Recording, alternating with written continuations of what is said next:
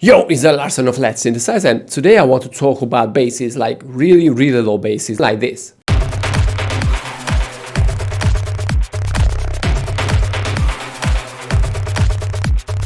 Let's jump into it. Right, so here is this beat.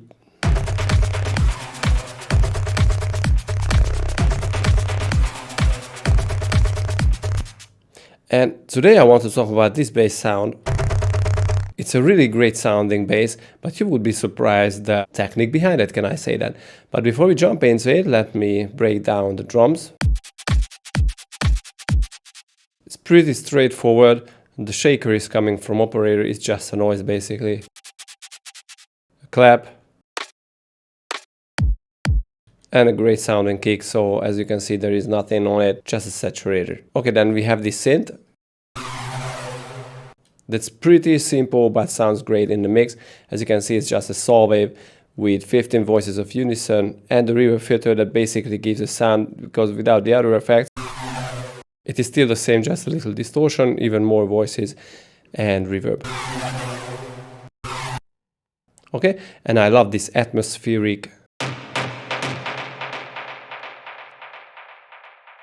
It almost sounds like a percussion, but it's not.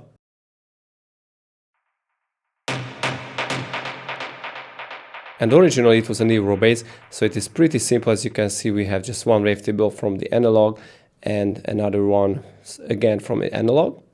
And I'm using only one LFO, moving the wavetable position on both of the oscillators, a low pass filter, compression, some chorus and a distortion.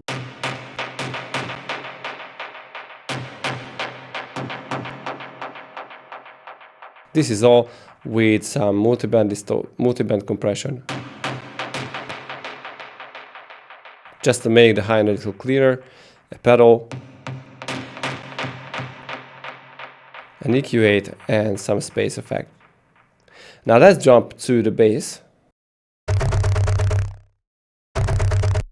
Because it is pretty simple, so the idea behind that is this bass is really low. So as you can see, I'm using C, so in EDM you barely use C for the bass because it's just either too low or too high, so it will never sound really powerful and very angry. But this time I had to figure out something because this bass had to be in C, so I was like, okay, how to make it sounding really powerful. So I guess your first thought would be, okay, let's drop it down by 1 octave and let's use a saw.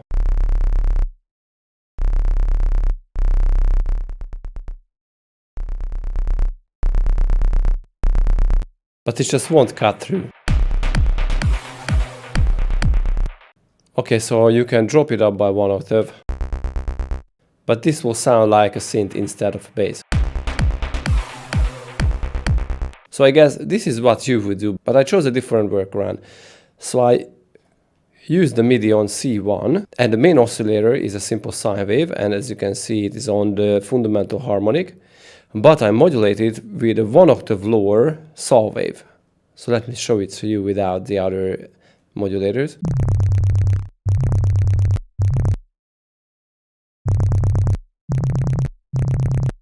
And as you can see here, this creates a very weird higher frequency component to the sound. But at the same time it sounds like a tractor or something. It's really weird, but I love its weirdness. But it would still not cut through. Let me show it to you. So I thought that a higher frequency component would be a lot better. So I used a square wave on course 8. So it is 3 octaves higher than the fundamental frequency. And it sounds like this.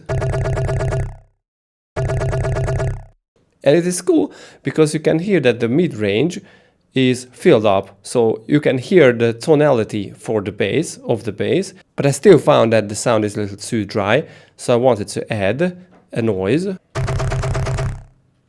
And right now it sounds like almost like if it was heavily affected by unison voices.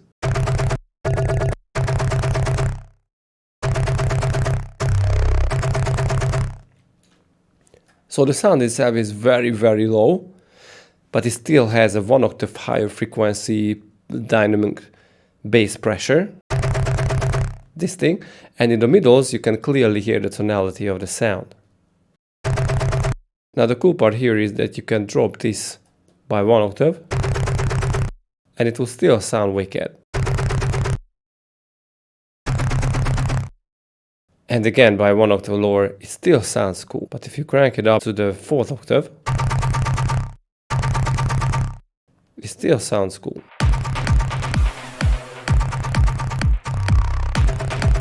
So one more time, I used a simple sine on the fundamental harmonic and I dropped the modulator down by 1 octave. So I didn't tune the MIDI to the fundamental harmonic, so to C0, that you guys would do, I guess. But I dropped it 1 octave higher and I modulated it with a 1 octave lower something. In this case, I used this saw wave. And then I added some character to it, like higher frequency square and some noise to make it sounding really fat and wide.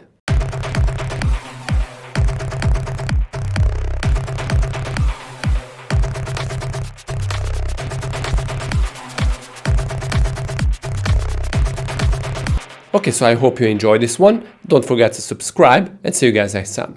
Peace.